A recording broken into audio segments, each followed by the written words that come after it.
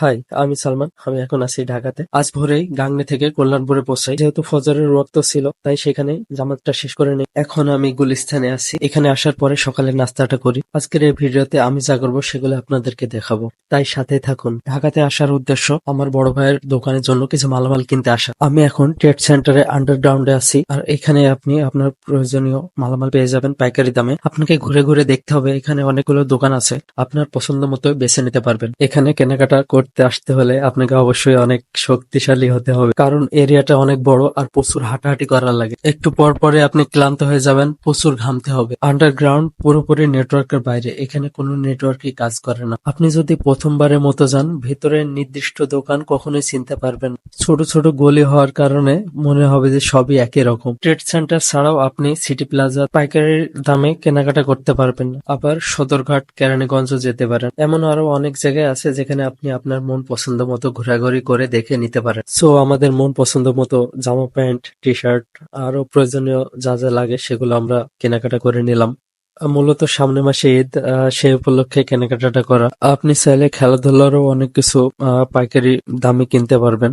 আমি গেছিলাম Bangladesh champions trophy jersey নেওয়ার জন্য, কিন্তু আমাদের ভাইদের যে পারফরমেন্স সত্যি খুব হতাশাজনক। কিছু করার নেই, ক্রিকেট ভালোবাসি। এখন যে ফুটেজটা দেখছেন এটা 1 পয়েন্ট শোরুমে। এখানেও কিছু ভালো শার্টের কালেকশন নেওয়া হয়েছে। আপনি প্রতিটা দোকানে ভালো ভালো কিছু পাবেন, সেটা আপনার পছন্দের উপরে নির্ভর করবে। ওনারা বলেছিল আমাদের গাংনী বাজারে মিষ্টি খাবে, তাই যাওয়ার আগে ওনাদের জন্য মিষ্টি কিনে নিয়ে গেছিলাম। গুলিস্তানে মোটামুটি কেনাকাটা শেষ করা হয়। আর আপনারা যে ছোট ছোট প্যাকিং গুলা দেখছেন, এগুলো বড় একটি বস্তাতে ভরে নির্দিষ্ট ঠিকানায় পাঠানো হয়। এই বড় বস্তাটি আবার ঝাল নামে পরিচিত। রাস্তার আশেপাশে অনেক রকম খাবার পাবেন, কিন্তু অবশ্যই স্বাস্থ্যকর জিনিসটা খাওয়ার চেষ্টা করবো আমরা। সাথে আমিও বাংলাদেশের জার্সিটা পরে খেয়ে নিলাম। মোটামুটি এখানে আমাদের কেনাকাটা প্রায় শেষ।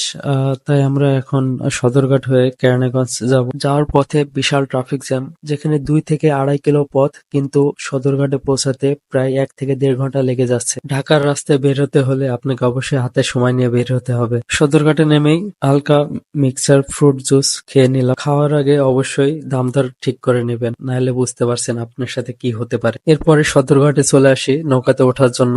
নদীর ওই পারটাই কেরানীগঞ্জ বা কালীগঞ্জ নামে পরিচিত। এটা বুড়িগঙ্গা নদী। আমরা জানি যে ঢাকা বুড়িগঙ্গা নদীর তীরে অবস্থিত এমন একটি বিখ্যাত নদী, কিন্তু আপনি দেখুন এটার পরিবেশ ও পানির অবস্থা কি। এই পানির যে ঘ্রাণ বা দুর্গন্ধ আপনি 1 কিলোমিটার দূর থেকে অনুভব করতে পারবেন। 2 থেকে 5 মিনিটের ভিতরে আপনি নদীর এপার থেকে ওপারে পৌঁছে যাবেন। আমার পিছে দেখতে পাচ্ছেন কেরানীগঞ্জ। পৌঁছানোর পরে দুপুরে খাবারটা আমরা এখানে খেয়ে নিই। কেনাকাটা প্রায় শেষের দিকে হয়ে গেছিল। এরপরে কোয়েল পাখির ডিম খেয়ে বাড়ির উদ্দেশ্যে রওনা দেই। পাশেই খেজুর হোলসেলের ফ্যাক্টরি পাইলাম, কিন্তু দাম শুনে মাথায় হাত, কারণ সামনে রমাদান মাস, দাম একটু বেশি হবে স্বাভাবিক। আর ওই দিনই ছিল বাংলাদেশ টাইগারদের খেলা, সবসময় আমাদের হতাশ করে। এরপরে বাংলাদেশ। সো আজ এতটুকুই ছিল, দেখা হবে পরবর্তী ভিডিওতে।